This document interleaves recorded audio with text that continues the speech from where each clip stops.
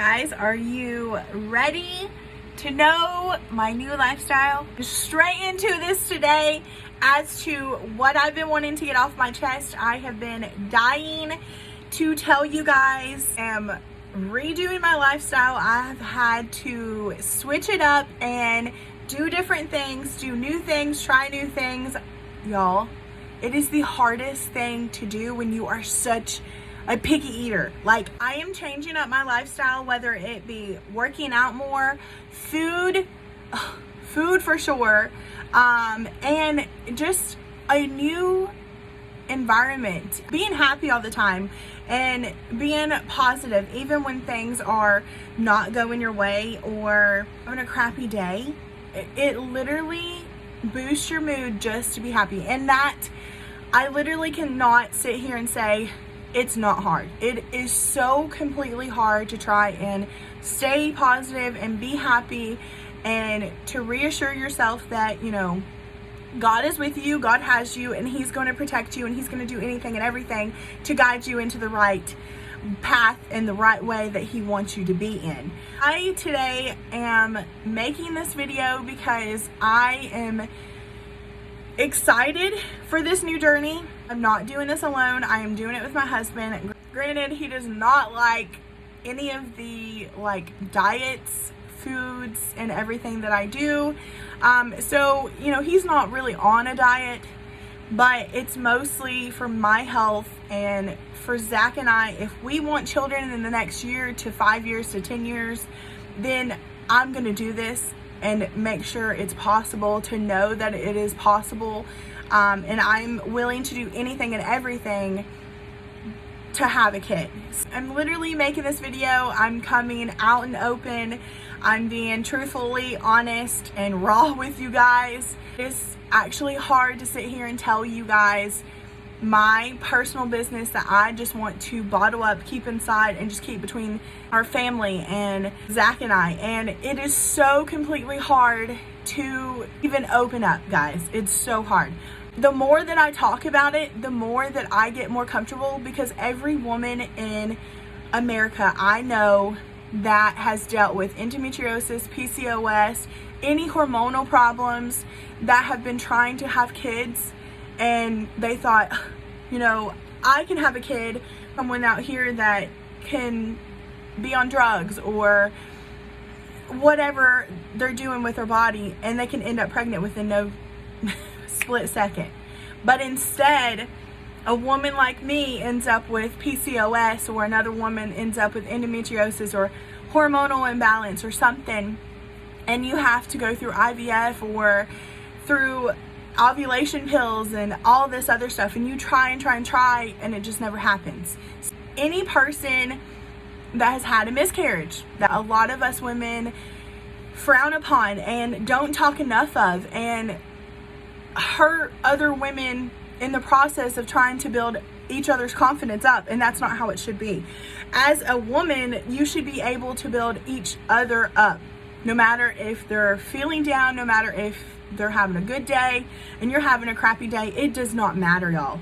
You have to support one another. Women supporting women is the best revolution of this world as of now. No matter what your political things are, what your outlook is on life, what you think about so and so, or your religion, or what you look like, or anything, it does not matter.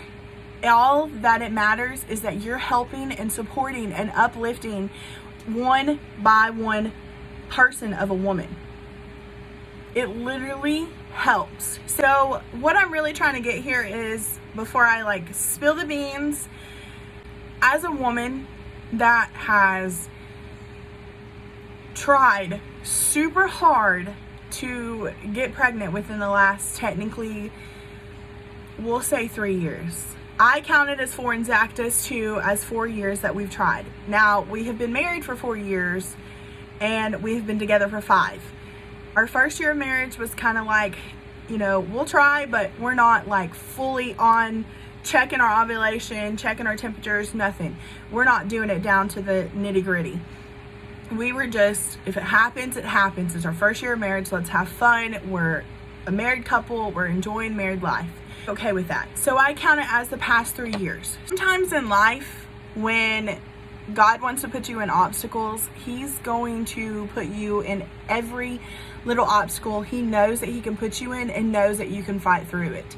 And this is one thing that I keep telling myself, that God is just putting me through this because he knows that I have been wanting a child for over 3 years, and he knows that I can get through this. And if he knows that I can get through this, I know that I can get through this. I'm coming on here today to sit here and tell you that I was diagnosed with PCOS. Other women don't want to talk about PCOS. That I say I have talked to my doctor, my OBGYN, which is a specialist doctor, and she has helped me and told me what I can and can't do. So I'm not sitting here telling you, yes, you should try this because if you're trying to get pregnant. No, that's not what I'm saying. What I'm saying is you need to consult your doctor before even thinking of trying these. What PCOS is polycystic ovary syndrome.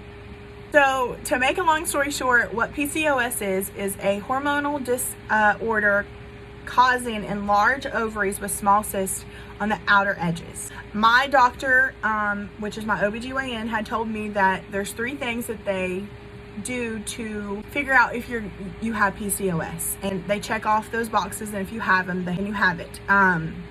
Mine was technically 1 out of the 3 or 2 out of the 3. Way before, like, our first year of marriage, I had regular periods. Even before I got married and everything, I had regular periods. When my periods were going to come, I knew when my periods would stop. If I was like more than a week late, then I knew there was a problem, or I could have been pregnant. There were some cases that I really thought I was pregnant. I took negative tests and probably spent, in the past 3 years, I have probably spent almost $200 to $300 on pregnancy tests because I thought I was pregnant, and I would take like 2 to 3 at a time to make sure they're all negative instead of all 1 negative and maybe 1 or 2 positive. So I was being hopeful of hoping that I was going to become pregnant. It's kind of disheartening, and hated seeing a negative strip of a pea stick when you wanted it to be positive. That is the most, like, your stomach just drops out of your butt and you're just like, really? And it just ruined your whole entire day. So I'm just going to take you back pretty much. I did have regular periods, and then I started ending up having lots of irregular periods. So a month I would be on it for a full month. I may be on it for a month and like a week in the next month. That I would probably not be on it for like a month to 2 months. My body was just changing. Active, I was working out, I was changing my diets. I was trying to find out what type of diet should my body take. At the time of even trying to conceive a child of us, what would be healthier for us.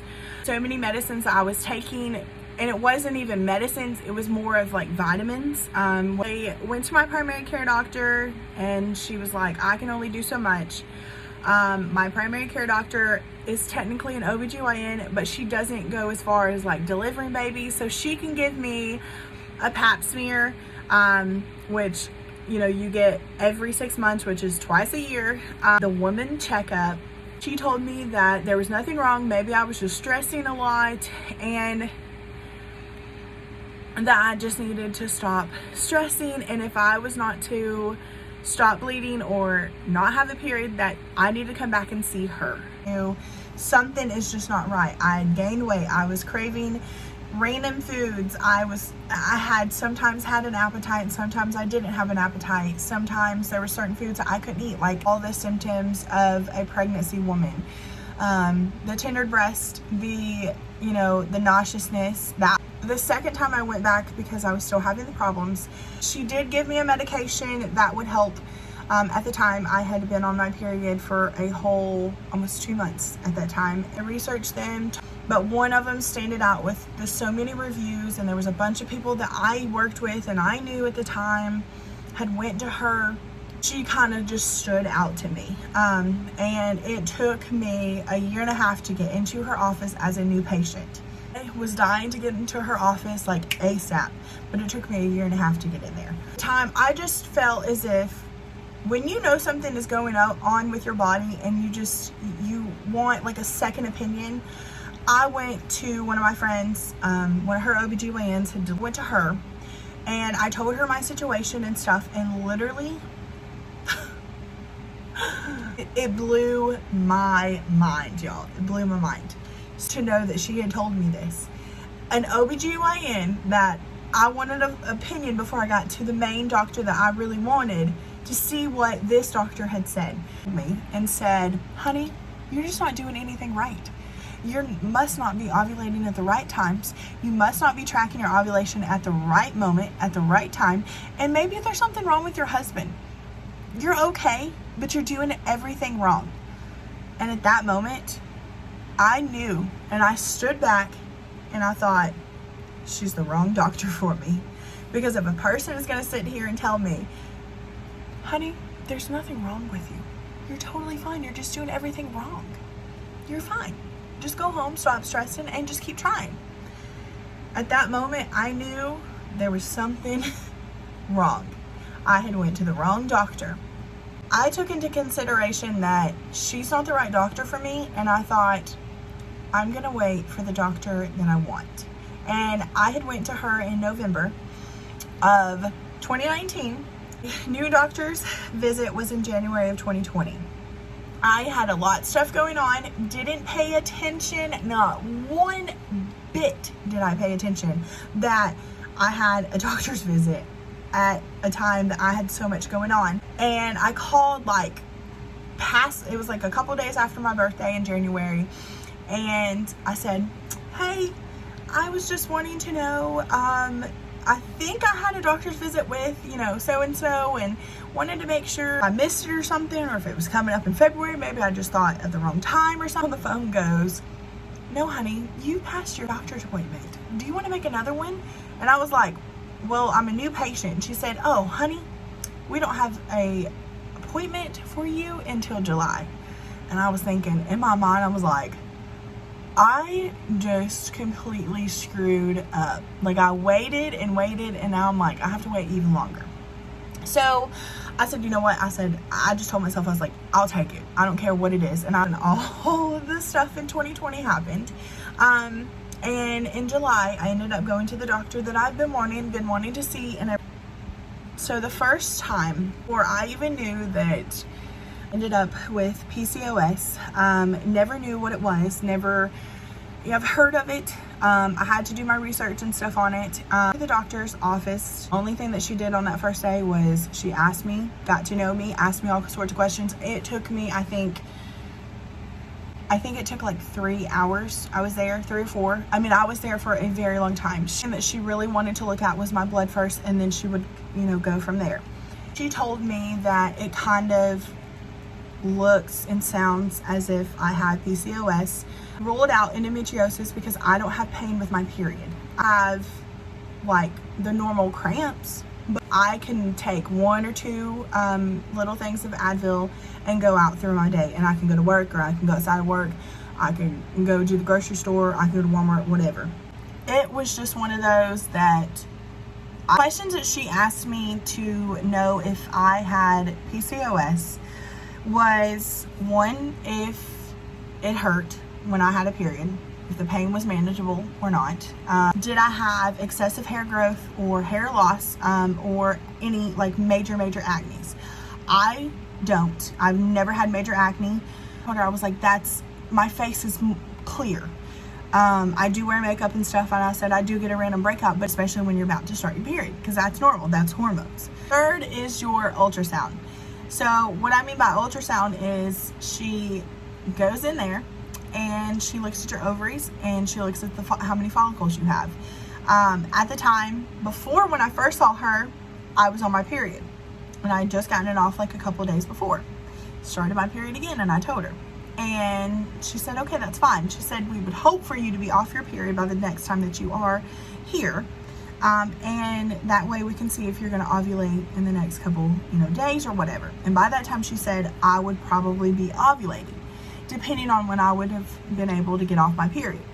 So I went ahead and did the blood test and stuff, and then that was on a Thursday in July. And by that next Tuesday, I ended up getting all of my test results back. They all came back regular.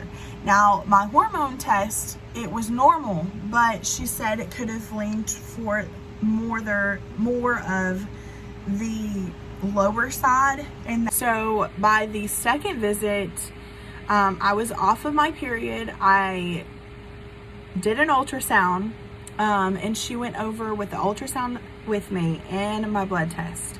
And my blood test came back normal. I was not a diabetic. I was not a pre-diabetic. She was kind of actually shocked. From the time of my first doctor's visit up until my second one, I had lost almost 8 pounds. And that was maybe not even 2 weeks. That was less than 2 weeks, to be honest.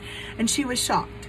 First visit, she did not tell me a certain type of diet to go on. She just told me to diet. We sat and talked for, I think I was there almost 2 or 3 hours. I was there for a long time, the second go around. And she just told me that, I did have PCOS. With PCOS, she told me that since I had lost weight from the first time that she met me to my second visit, I had lost a total of almost 8 pounds. She was so excited, and she noticed that my blood pressure had went down, but my blood tests were normal. She told me that you have to ovulate in order to have a period. Now let me say that one more time. You have to ovulate in order to have a period. There's some months that I was not having a period because I wasn't ovulating. And the months that I did have a period, but it would forever go for so long, is because the months that I was missing, so I was not ovulating. And that's practically what PCOS is, polycystic ovary syndrome. For right now, I have changed my lifestyle. I've changed my habits. I have changed anything and everything. I have even changed my type of work to help with becoming pregnant or possibly just bettering my life. And it's not even just mine, it's Zach's too, but it's mostly mine. I never thought in a million years that I would sit here and tell you that I had PCOS. It is one of those, at first I was like, it was a hard pill to swallow. And it still is to this day. It is a very hard pill to swallow. A lot of women don't talk about it. A lot of women sit here and say, well, I can't have kids. And in reality, there's ways for you to have kids with PCOS. You just have to change your diet. You have to change and be active. You have to lose the weight. But you also have to be careful to not become a diabetic. But my doctor was so shocked that I'm not a diabetic and everything was normal. I want to do everything I can for, Zach and I to have our own baby and our own kid. But if that means that I have to, the last resort, and there's nothing wrong with this, but my last resort is for Zach and I to do IVF, and if that was to not work, then I would want to find a surrogate. But those two are our last resorts, and she said it's not curable. She said, I will live with it, or if I can reverse it and stick with a healthy diet and stay active and do everything that I'm supposed to be doing, then yes, I will be able to reverse this PCOS. But until then, I have to change my lifestyle. I have to change my diet. I have to change my outlook on life. I have to change everything about me. So and sit here and say, hey, I have PCOS. Am I going to overcome what God has put into my life as an obstacle? Yes, I am for sure going to overcome this. I'm going to get a lot of questions as to what type of diet am I doing. High protein diet and more veggies. Less fruit, because less fruit is more acidic. And I had asked her different types. I had looked up different types of diets. Because I even asked her, as some people say, if having PCOS, you should do dairy-free and gluten-free. Now, diet is not for me. I told her that I can drink a gallon of milk probably every 2 days. And that's a lot. She said, as a milk, it is a calorie. It is something that's kind of, you count as a carb. Did tell her that I do drink 2% milk, whole milk, almond milk, coconut milk, And I've tried dairy free and I cannot stand dairy free. I just said, no, you don't have to change those. She said, you don't have to go gluten free or dairy free.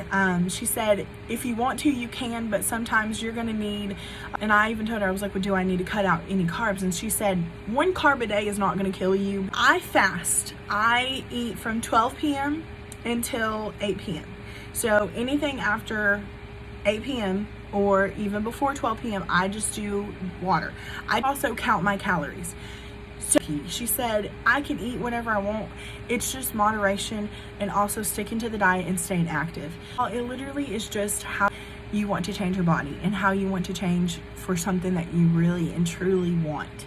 So I sit here today and tell you that I am a strong woman, but I am telling you, you're not alone. In any process, it's like I said, every day is a struggle for me.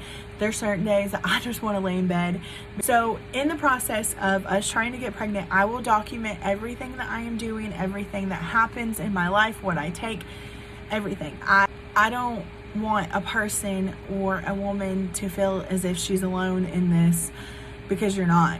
Every person in the world as a woman has some sort of problem with them.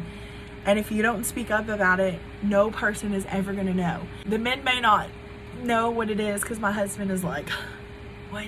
Like, okay, can you tell me that one more time? Like, it's something you live with and you just have to be happy about it. And, you know, it is hard. It is so hard to sit here and say, yes, I have PCOS. And I am a living, breathing human being that gets told I'm never gonna have kids, or I'm too fat because I'm not getting pregnant, or there's just something wrong with me. I know there was something wrong with me, but a lot of, or at least one of the doctors that I went to told me I was doing everything wrong.